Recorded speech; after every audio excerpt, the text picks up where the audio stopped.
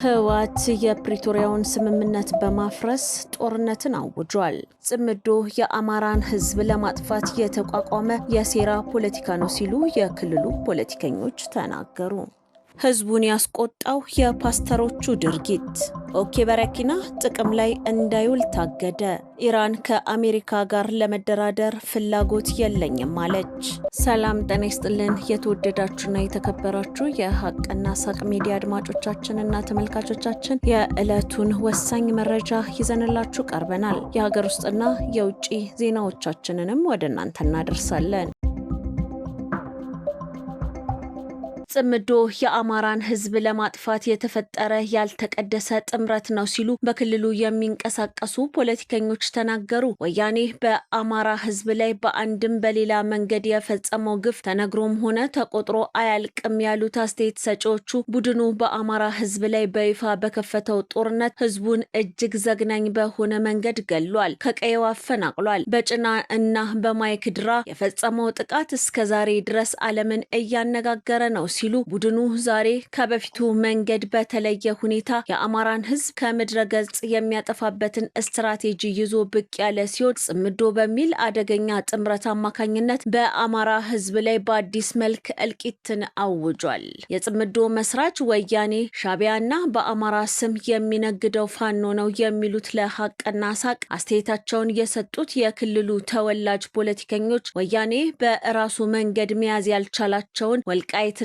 ራያን ለመቆጣጠር በማለም ይህንን ጥምረት የፈጠረ ሲሆን ሻቢያ ደግሞ ኢትዮጵያን ለማበጣበጥ ስለሚፈልግ ነውም ብለዋል። ፋኖ ደግሞ የአማራ ህዝብ ጠላት ለሆነው ወያኔና ህወሓት ዜጎችን በማስጨፍጨፍ ታሪካዊ ክህደት መፈጸሙን በቁጭት ይገልጻሉ። የሴራ የገባቸው እነ ደረጀ በላይ፣ ሰለሞን አጠናው፣ አበበ መልኬና ተሾማ አበባው ጥምረቱን በከፍተኛ ሁኔታ እየተቃወሙ እንደሚገኙ ገልጸው በዚህም የተበሳጨው ወያኔ አስረስ ማረ፣ ዘመነ ካሴና ምሬ ወዳጆን በመጠቀም በደቡብ ጎንደር ህዝብ ላይ ለጆሮ የሚከብድ ጥቃትን ፈጽሟል። ትምህርት ቤቶችና ጤና ጣቢያዎችን ጭምር በቦምብ አጋይቷል። ነፍሰ ጡር እናቶችን ጭምር ጎንደር በገባው በወያኔ እና በዘመነ ካሴ ታጣቂዎች ተገለዋል። ህጻናት አዛውንት ሳይባሉ አማራ በመሆናቸው ብቻ ኢሰብአዊ በሆነ መንገድ ተረሽነዋል። እንግዲህ በጋይንትና ሐሙሲት ላይ እናስረስ የወያኔ ታጣቂን እያስከተሉ በአማራ ህዝብ ላይ የሚያደርሱት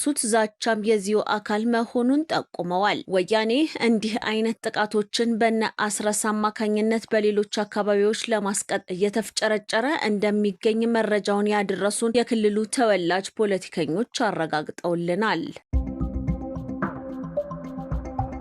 ህወሓት የፕሪቶሪያውን ስምምነት በማፍረስ ጦርነትን አውጇል። የፕሪቶሪያው የሰላም ስምምነት የኢትዮጵያ ህዝብ ከለየለት እልቂት የታደገ ታሪካዊ ሰነድም ነበር። መንግስት ለዚህ ስምምነት መከበርና ለትግራይ ህዝብ ዘላቂ ሰላም ያለውን ቁርጠኝነት በተግባር እያሳየ ይገኛል። በአንጻሩ ደግሞ የጦርነት ነጋሪ መምታትና ህዝብን ለሌላ እልቂት መጋበዝ የትኛውንም ወገን ተጠቃሚ አያደርግም። ጦርነት ትርፉ ሞትና ውድመት ብቻ መሆኑን ካለፈው ተምረናል።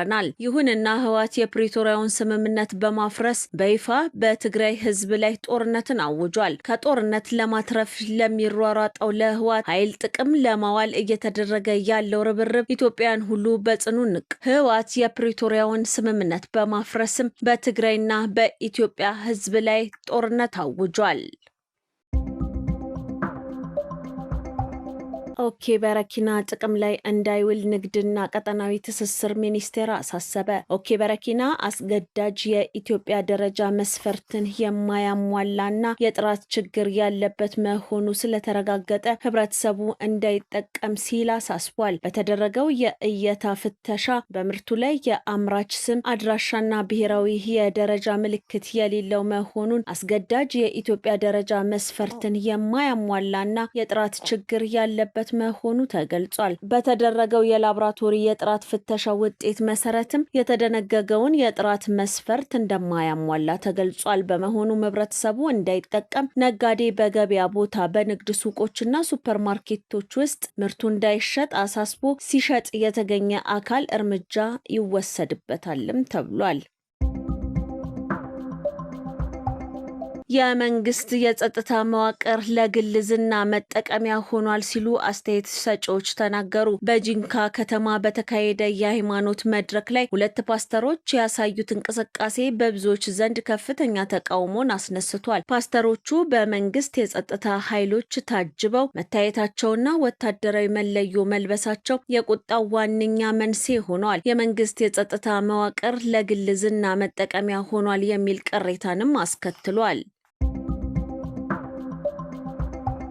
በጉጂ ዞን የእህቱን ልጅ በእሳት አቃጥሎ የገደለው ግለሰብ በእድሜ ልክ እስራት ተቀጣ። በጉጂ ዞን ግርጃ ወረዳ የወላጆቹ ቤት በቶሎ እንዳይሸጥ ምክንያት ሆናለች በሚል የገዛ እህቱን የ1 ዓመት ከ6 ወር ሴት ልጅ በእሳት አቃጥሎ የገደለው ሐሜሳ ኖኖ በመጨረሻም ፍርድ ተሰጥቶታል። ግለሰቡ ከቤተሰቦቹ ጋር በንብረት ክፍፍል ምክንያት በገባው ቅራኔ መስከረም 8 ቀን 2017 ዓ.ም የወላጆቹን ቤት ሆን ብሎ በእሳት በማቃጠል በውስጡ የነበረችውን ህፃን ለሞት ዳርጓታል። የግርጃ ወረዳ ፖሊስ ባደረገው ምርመራ ተከሳሹ ወንጀሉን መፈጸሙን አምኗል። የጉጂ ዞን ከፍተኛ ፍርድ ቤትም የቀረበውን የሰውና የሕክምና ማስረጃ መርምሮ ግለሰቡ በፈጸመው ከባድ የቃጠሎና የነፍስ ማጥፋት ወንጀል የዕድሜ ልክ እስራት እንዲቀጣ መወሰኑ ተገልጿል።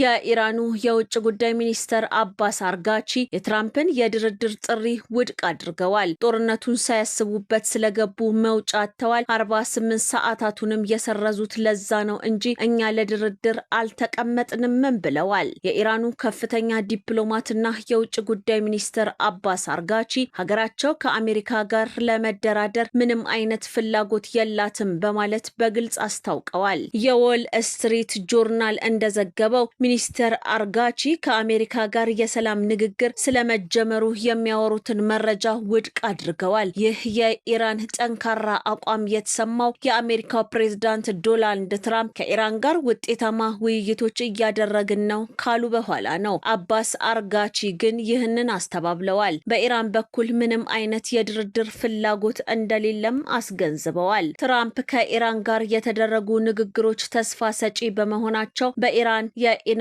ተቋማት ላይ ሊፈጸም የነበረው የአየር ድብደባ ለ5 ቀናት ማራዘማቸውን ገልጸው ነበር።